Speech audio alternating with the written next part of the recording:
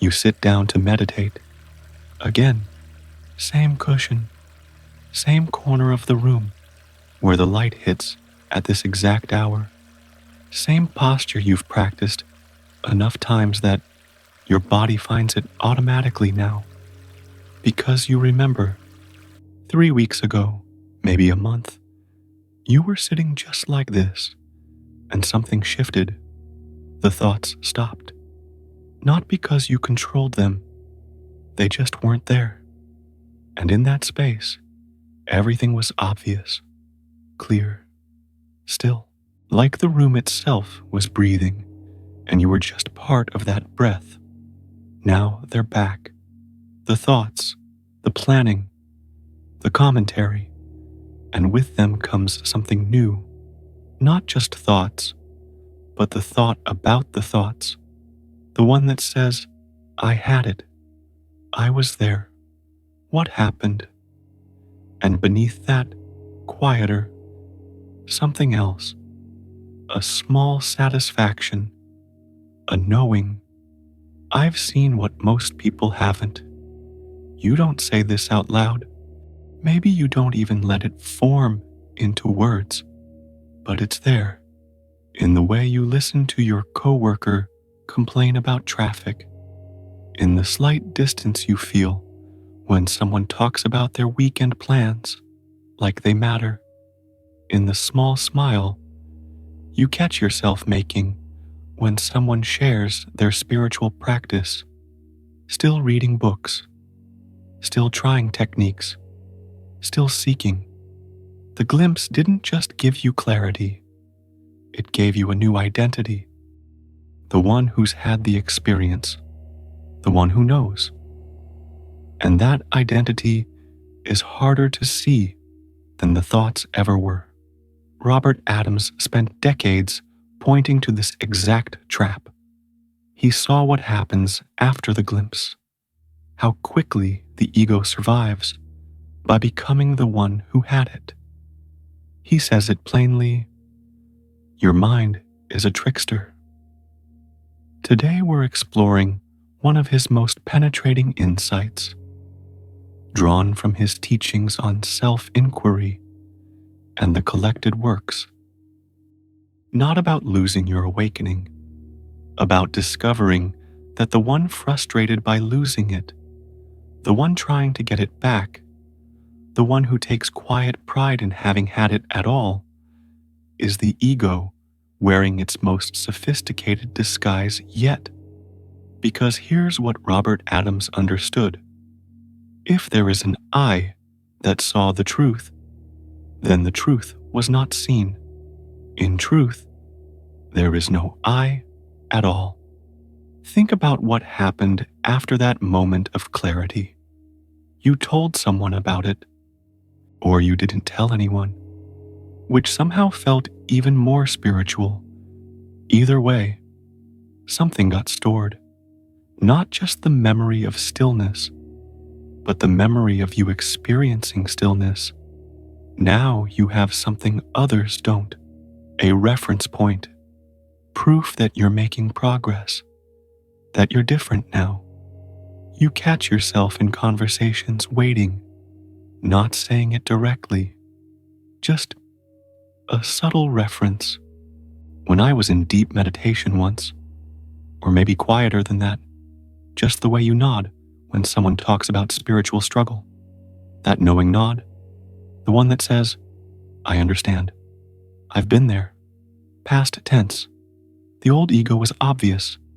It wanted things, status, validation, security, easy to see, easy to work with.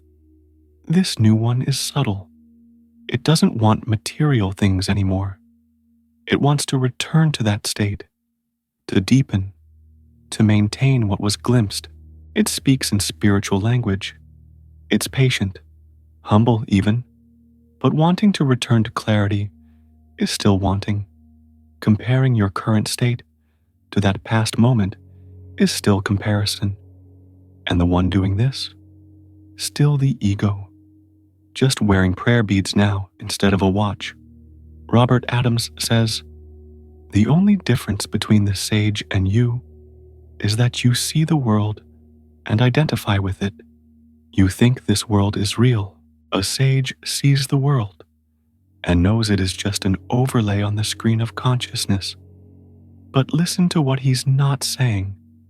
He's not saying the sage had an experience and now maintains it. He's not saying there's someone there who achieved a permanent state. The sage doesn't identify with anything, including the identity of being awake. When you had that glimpse, there was no one there having it.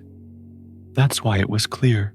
The moment it became my experience, the moment there was someone to remember it, to compare it, to feel subtly different because of it, the ego was already back, dressed in robes this time, and it brought something worse than the old restlessness.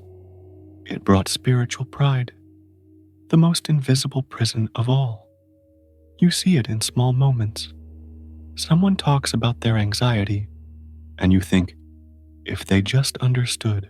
Your friend shares what they learned from their therapist, and something in you measures it against what you know, not consciously, just a quiet sense of being further along, of having seen something they haven't. Or maybe it's more subtle. Maybe it's just the way you hold yourself now, a little more removed, a little less affected by ordinary concerns, because you've touched something real, and now everything else seems smaller, less. But Robert Adams would ask you something. Who is the one feeling removed? Who is the one who touched something real? If there was genuinely no one during that moment of clarity, then who came back? Who is claiming ownership of what was seen? For whom did this glimpse occur? For me. Who am I? And suddenly you see it. The one who had the experience is a thought. The one frustrated it ended is a thought. The one who feels different from others because of it is a thought. The whole structure, the entire spiritual identity you've built around that moment is just the mind doing what it always does, creating a self, creating a story, creating separation. Robert Adams, the thinker suffers, only the thinker. The truth you glimpsed didn't suffer when thoughts returned. The consciousness you touched didn't feel frustrated or special or separate. That's all the thinker, the ego, the I that somehow survived the very experience that was supposed to dissolve it. And here's what makes it worse. If you're honest, truly honest, you'll see that some part of you doesn't want the ego to fully dissolve, because then who would know you had the awakening? Who would carry the experience? Who would be the one who understands? The ego doesn't fight enlightenment anymore. It becomes the enlightened one. That's a much more comfortable position than full dissolution. At least there's still someone there. Someone who's seen. Someone who knows. Robert Adams is uncompromising. The highest path of jnana is to leave no thinker to think. No one is home. There is total blankness. There's no one around to think or prepare anything, try to work out a problem, or try to do anything. At this stage, you are totally free. No one home. Not even the awakened one. Not even the one who had the glimpse. Total blankness. Nothing to maintain. Nothing to return to. No one to feel superior or inferior or anywhere on any path. Just consciousness. No one conscious of it.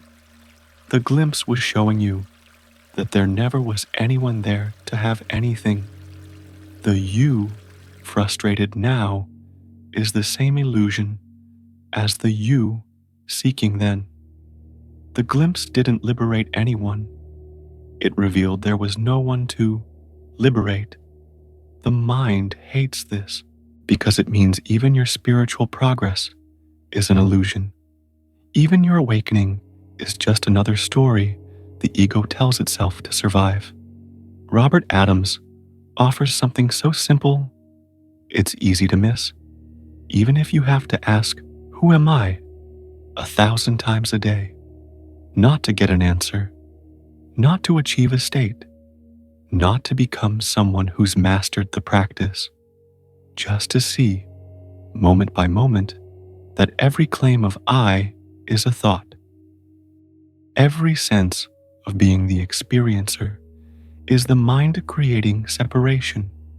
When you notice yourself feeling subtly superior, ask, who feels superior? When you catch yourself wanting to return to that clarity, ask, who wants to return? When you compare your understanding to others, ask, who is comparing? Don't look for an answer. Just notice that the one asking is also a thought, another movement claiming to be you. Robert Adams.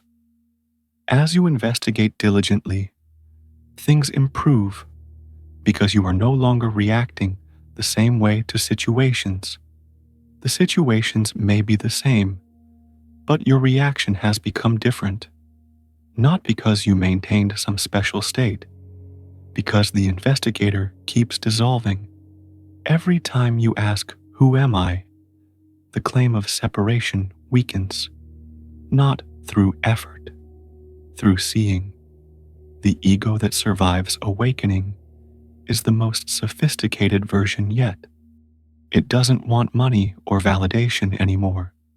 It just wants to be the one who knows, the one who's seen, the one who's different. The liberation isn't in getting rid of that ego. It's in seeing it was never there.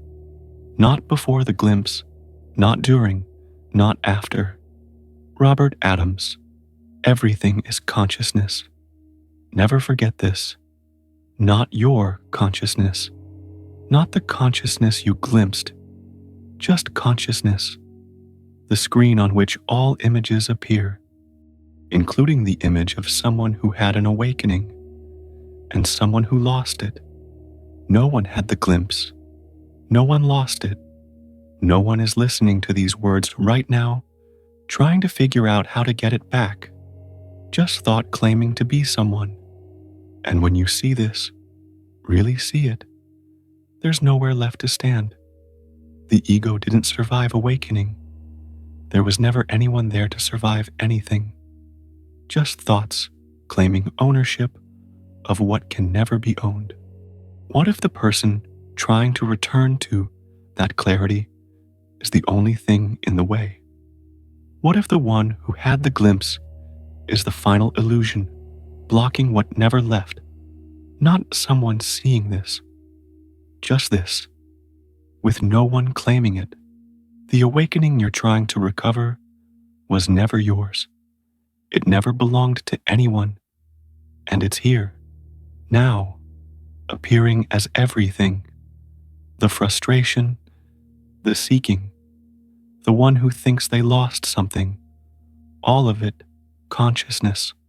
None of it you. Stay if something here dissolves something, not to become more awakened. There's no one to become anything. Just this, recognizing itself, in every form, claiming none of them. The one seeking awakening is the last obstacle, and when that's seen, there's no one left to be free, just freedom, appearing as everything you thought was blocking it.